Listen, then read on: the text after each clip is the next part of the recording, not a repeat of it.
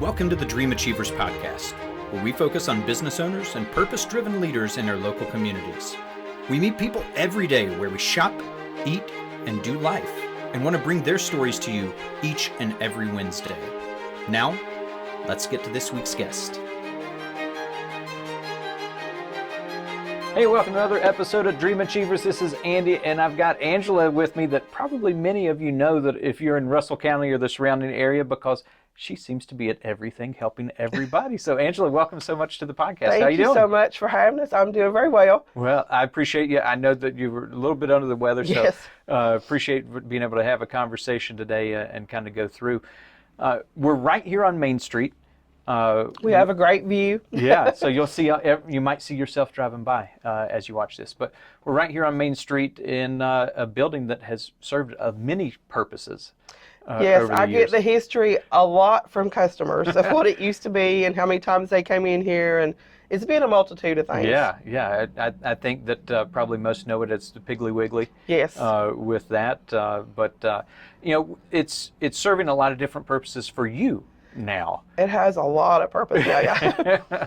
Well, with your business, I think what I've always found so interesting is your ability to just kind of reinvent and reinvigorate, not only in your space. I know that you always kind of move stuff around, and you're like, hey, I want to do this, but also just in trying different things with that. I'm just kind of curious, how do you feel so comfortable in just kind of changing on the fly and go through and decide, you know what, I'm going to not just do clothes, I'm going to do milkshakes. Not just regular milkshakes, bougie milkshakes. I may be a little bit crazy, but I think a lot of that comes with having a creative mind. And I've always been that way about wanting to do new things and learn new things and constantly changing yourself. And I do think in today's climate that you can't just stay in one spot. And being in a small town, you can't really make it with just one business now. And I feel like all the different things we offer brings in so many different people, and that gives them an opportunity to see something different that they wouldn't see normally on Main Street in Lebanon. Well, I mean, I think about traveling, and if you went into the old kind of country stores, right? Yes. That served a purpose, that it was a hub. It's where you came to get, you know, you might have just wanted flour, or you might have been picking up something for some other purpose, but you came to a central location to be able to grab that, and that's kind of that mindset of being that hub and that connector to be able to go through. And that's kind of how my brain works. There's so many things going on. You kind of see that here, so. Well, and you spend so much time connecting other people with your relationship of running the chamber. Yes. One of the things, now that you mentioned that we're getting ready to offer, and I'm going to put it in my newsletter for our chamber members, is one thing I have found is I do a weekly newsletter for them, and people will send me their flyers, you know, to get their information out for events or whatever. And some people struggle with making flyers. It's not easy, and sometimes you don't get enough information or there's too much. And so we're going to offer that as a new service for our chamber members, that I'll design their flyers for them. Well, in doing that, we have a member of the community that does printing, so I've worked with him so that chamber members now will get a discount using his print service. So you got to connect all these dots and help everybody out in the community. But you see so many people that don't realize how many different things are offered at a certain place. They just assume like, oh, you offer X. Right. They don't realize how many other things that are there to be able to serve you. And you just added a couple new things here in the location to serve people. Again, you know, I really like to help people, and I do have that entrepreneurial spirit, and I also want to help lift up small businesses or new businesses or people who are too scared to go out on their own and open up an entire storefront, because it is kind of expensive when you think about insurance and power and everything included. So we do have additional space in the back. So I have two ladies in the community who went out and got their training a little bit later in life, not knocking our age or anything, and so we now have a massage therapist and a reflexology therapist that have rooms here in the back, and they started their own business right here in my store. So it's kind of like a little business incubator almost, Yes. to kind of That's get kind of my kick-started goal, yeah. and help them be able to get some clientele and get their experience. And they might decide, hey, I'm going to stay in this space long term. They might decide, hey, I've outgrown it. I love you I would for love for being them able to to get me get so to do busy this. that they could go out on their. Not that I want them to leave, but that's my goal, is to help them grow. So most of you are probably familiar with what massage therapy is, but what's reflexology? Well, it's kind of new to me too, because I'm learning as we go, but it mostly deals with your feet and your hands and how those things affect your entire body and your overall health. It's really kind of cool when you start learning about it. Yeah, I know in the past when I've had different sessions, and it's kind of like, hey, you touch this certain spot on the foot, it's going to help with this, and it's all connected. Yes. With that, and I think that's kind of the theme of this as we go through. It's all connected. Yeah. As we go through.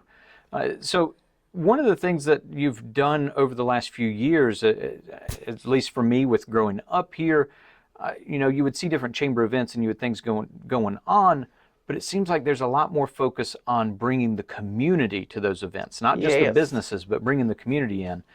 What was kind of the spark behind that? I live in a dream world where everything looks like the Hallmark Channel. And that was our goal when, like, the very first event that Susan Hilton and I from the hospital, we did the trunk or treat for a long time. And trunk or treat was good. It served its purpose, but I got bored with it really quick because, again, the mind, I'm thinking of all the different things we could do. And I went back to when I was in school, we had those silly little fall festivals, and, the whole school came and your families came that night and you had all these little games, and it was so much fun. And trunk or treat, I think, got so stale, the kids weren't having fun, and I thought it was boring. So I begged for 2 years to do a street festival, and everybody's like, that's not going to work, it's not going to work. And finally we did, and the first year we had from Lower Street, to the red light, it was shoulder to shoulder people. We were so happy, and it was people from the community that came out and loved it. And after that event, I had so many comments on Facebook, which, I love Facebook, about how that it reminded people of the Hallmark Channel movies, where, there was always a cool event going on, and we did such a good job. So our goal then became every year we add events and do things and make it more like the Hallmark. That's my thing, is the Hallmark Channel. So that's what I want our community to feel like when people come here. Well, when you look at kind of the small town Main Street, and I always look to Tazewell as far as how much they put in with Main Street, and events and things. And I love seeing Russell County come along and say, you know what, we can bring people downtown. We can bring these buildings back to life that have sat empty for so long, or have tried multiple different things and trying to find the right thing. But when you can have those events to where it not only brings other businesses together, but when it brings the community in and they go, wow, I didn't even know that that happened, and they're walking through and they're looking in the shop windows and they're saying, I'm going to come back here now more often. I can remember with the coffee shop when Eric had taken over with everything, and people going, oh my goodness, this is great. I didn't even realize that this existed. Yes. It's like, it's a gym that's right here in the middle of town for you to be able to come to. And people loved it because they could come and sit.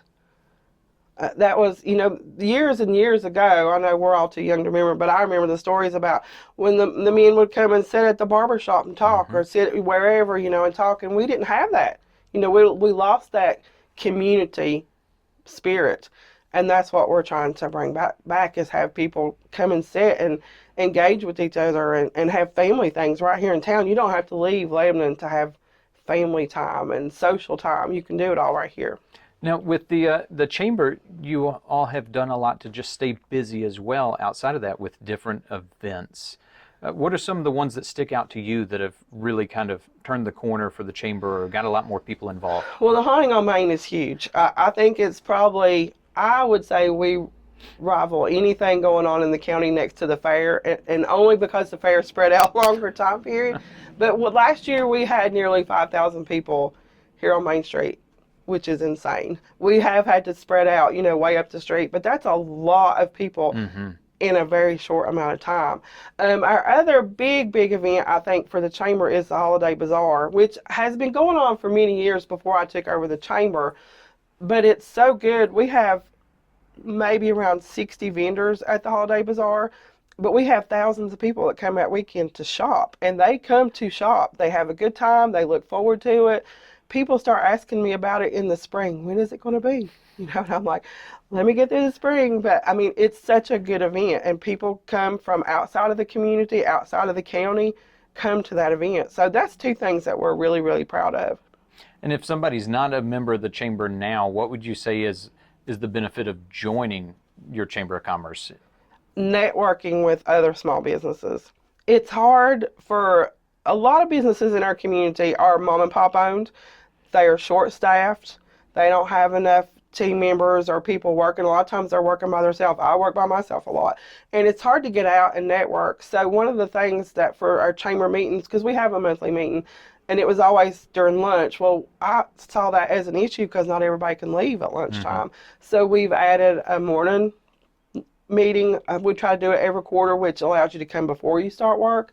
And we're hosting some after hours meetings too. So you can catch stuff and network with people who are having the same issues, or you just want to hang out with, or maybe you can share ideas, or even I partner with other businesses on stuff. So if you can make them connections, that just helps both of you. And I really want I want the whole county to be busy. But of course, you know, my business right here. So I want Main Street to be full and busy, because if the street's busy, we're all busy. But if we can help each other throughout the county through the chamber and let me help connect people that might not know each other, that's a huge benefit. Now, we were talking before we started filming of some of the ways that you're connecting people to stuff they may not know about, and you've got a new space that's going to be opening up here very shortly. In a couple of weeks, it should be ready, and really that kind of just happened in my mind. It just come all together. You know, we do catering here, which has kind of happened over the past year. You got to evolve, and things kind of just grow. And I saw this space was getting ready to come open, and I love that space. And the first thing that came to my mind is that is a perfect place to have a birthday party or a baby shower or something small. We have lots of places that you can rent for big activities. We have beautiful wedding venues. The one at Hansonville is amazing. We have the one at the winery at the other end of town. We've got the conference center, which is a huge one, but people were renting the conference center for a 30-person birthday party. And then you can't have a big event there because it's booked. So we needed that space filled. And that's one thing that I do try to look at. And I will even coach small businesses or people who want to start a small business on what we need versus what you think we need. What we really need here, what the spaces are, what buildings are available, what would be good there, because that's kind of how I see things, is what it would be used for, you know. But when that came open and I went up there and looked at it, I knew exactly what I wanted to do. I knew how I wanted to decorate it, and it's kind of just all falling into place. So it must have been meant to be. So with that space, obviously you'll have it open for people to rent for various different things. You'll have catering that's available to be able to come in. And, and if you haven't, I'm going to pop up some pictures of some of the different caterings that you've done with the chamber events and some other things that have happened with that. And I know a lot of those out at the manor that you've done have been amazing with that. I like to cook. But what was it that kind of drew you to cooking? What was it that excited you about that? When I was growing up, you know, people my age, your families were big. I had 16 cousins. My grandmother cooked every Sunday. She got up before church, put all of the stuff on to cook, went to church, came home and finished, and we all ate. All of us were there. You know, she'd have 40 people in her house. I loved that. And when my grandmother passed away, that was, a big space left, that I didn't have anymore. So I've always cooked since I was little. I was making pancakes when I was 7 years old because I just loved being in the kitchen. And so I kind of fell into that role with some of my family in cooking and having people over to eat, and it kind of just took over here when we opened up the milkshake bar. I'm like, well, I got a kitchen, let's make some food too. So, and with that, I know that you look for one of those needs in the community to fill in was not only, hey, when I want to go grab a meal, you were saying, hey, what if you want a healthy meal prepped ahead that can be ready for you, and you opened a meal prep business? Hey, thanks for watching this week's episode. You know, I'm asked often, what are the key lessons that I've learned in sitting down with so many people? Number one, have a plan. That's why our financial pathway process includes an income plan, investment plan, a healthcare plan, a way to minimize your taxes, and also an estate plan so that you can be prepared for your wishes in the future. To make sure that you have this as part of your own wishes, you can reach out by clicking the link below. Yeah, that was just another one of them things. People want to be healthy. And I'm not knocking drive-through. I eat hot dogs from Pal's. It's one of my favorite things in the world, but I can't eat them all day, every day. So a lot of people don't know how to meal prep, or they don't have time. People are busy. I even have a lot of families who get meals because they do travel ball. They don't have time to cook. So this gives them a healthy option that they don't have to take the time to go to the grocery store, take the time to prep it, cook it. It's ready to go. So it's helped a lot of people out. And with that, are you going through and kind of doing those geared specifically for a certain thing, or is it just kind of, hey, this is this week's menu, this is what I'm doing? Well, it started out as just doing meal preps, and I was doing it and listing, like their carbs and stuff. And I do a couple of options every week different. But then it grew to people was like, well, I'd like to have a casserole. Can you do that? Or can you do this? Can you do a pasta salad? And I'm like, I can do whatever you want. So I kind of took what the most asked for things were and added that on to my meal prep list. So you've got a list on the bottom of that every week of what you can get that's family size. And I've got a new thing I'm getting ready to start with that too, but I'm trying to wait till after the fair and getting the other business open. But I have some more ideas. So. Well, what's great that you said there is that you had an idea, you went for it, you took feedback and said, you know what? Maybe the first thought that I had with this, maybe it needs a little tweak. Yeah. Maybe it's not that they're looking for the breakdown of macros. Maybe really it's just convenience. Yes. Is that they're, so that's going to go a lot further is convenience. So if they want, chicken and dumplings, hey, it's chicken and dumplings. Yes. If it's whatever it might be, but you took that, and I always go back to the movie Joe Dirt when he's talking about fireworks. It's not you, it's the consumer. Right. And so every time that I'm looking at that as far as with the business, and I'm like, hey, that's great that that's your idea. How many people are interested in that? Yeah. And then when you're like, well, I don't know, I really like it. And I'm like, cool, enjoy sitting in a room alone. Right. But if it's something that's going to serve a need or connect somebody, then all of a sudden that becomes way more important to help that person out. So all these businesses that are in town and people that have these ideas, if you just stand on that same idea and you go, I'm not changing, this is what it is, you're not going to make it. You're not going to stay there very long. But if you're going, you know what? Maybe I thought that we needed to be closed on Sundays and Mondays, but maybe Monday's a really busy day. Yeah. And maybe I should be open Mondays. I've got to get staffed, or I've got to go in and work it. And then you kind of evolve with that you always adapt and you change. And I think that's one of the things that you've kind of championed in the area of saying, give it a shot. Why not? What are you going to lose? What are you going to lose? A little bit of time, a little bit of sleep. That's okay.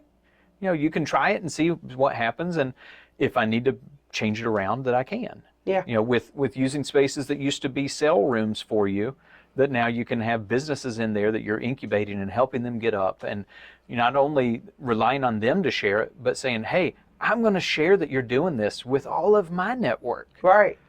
And that's what community is for. We're supposed to truly lift each other up and help each other and be there and support each other. And I think when you're not doing that, you're failing your friends and your family. I love these girls that have opened up these places in here, and I've got more space. I would love to help somebody else, but I would help them find a building too. Mm-hmm. If they needed a building. There's lots of opportunity here if you look at what the need is. And that's one of the things I do think we lack in, is people don't know what needs are out there. And then the other part is the fear of failure. I fall all the time. I make mistakes. I screw up, and sometimes I made a mistake today, and you got to own it and move on. Do better, learn from it. Just like with the customers, if they want something different and you're not offering it, you can't sell to people who don't want it. So make that change. He said you always like to cook, and I'm just curious, these milkshakes, they're over the top. They are. Did you just dream them all up? Well, no, I'm not going to take credit for that, but it's been researching because I knew I wanted to do something else. I wanted to be able to house it here because, I do have my hands in a lot and I have to be kind of centrally focused. And I kept seeing these, and I'm like, gosh, that is the coolest thing. We need that here. And I'm like, well, I got a little kitchen area. It did take it took a lot of remodeling, but we had that space. Why not use it? I wasn't out that much. It was a lot of sweat equity more than anything. And I researched how they were made, what kinds of flavors and stuff. I didn't copy specifically. I adjusted, and we came up with a lot of weird things on our own, and a few things we came up with let the public name, which was kind of crazy. But you kind of got to look at what's out there, and if it can be in your community, or you just reappropriate it. That's the appropriate word for it, I guess. But if you can do it here, do it. Yeah. That's what I think. But it's got our flair. It's got our thing to it because it's bougie, And I know you've done a lot of things to partner with those flavors or different items with the theater as they opened up, and to try to offer something different, more than what they could just alone with the popcorn machine and some box candy. So Star Wars weekend, I did blue milk. Anybody who's a Star Wars fan knows the blue milk from the bantha, which is like a space cow. People who knew that appreciated it so much that we took the time to create blue milk for their theater experience. So it's not something you see every day. No. And coming from somebody that lived in Orlando as they opened up Galaxy's Edge and everything, that there were a lot of people there for the blue milk. Yeah. So, when we're doing all these things in the community, you've got your hands in so much stuff. One of the things I always like to ask is, what do you want to be remembered for? Gosh, that's a good question. I don't know. I just want people to think of me as I had a good heart and I tried to help people. I mean, I feel like that's truly why I'm here on the earth, is to help people. So if I helped one person, I've achieved that. I think you definitely helped more than one, as far as with as many things as you've done and helped out with growing the community and building not only your own brand, but the brand of many others, to help them kind of champion themselves and say, okay, what can I do? So, when you're leading the chamber like that, and that you're saying, hey, now I could easily just kind of put it in park and say, I'm just going to grow my own stuff. But instead being selfless and say, let me go out, and not only that, but let me help play matchmaker, let me help play the role of the cheerleader for you and be able to get your business where it needs to go. And maybe it's just that little reassurance that somebody needs to hear to be able to get them to that next level with that. It's always interesting when you hear the stories of community and you get to meet business owners like yourself and be able to go through. And I appreciate your time, especially with you feeling a little bit under the weather, for us to be able to share some of that story. I feel a million times better than I did yesterday. Well, until next time, this is Andy telling you, I hope that you have a great day, and we're going to see you down the road. Be sure to like, share, subscribe so you never miss an episode. Until next time, this has been Dream Achievers. Thank you so much. Hey, you're welcome.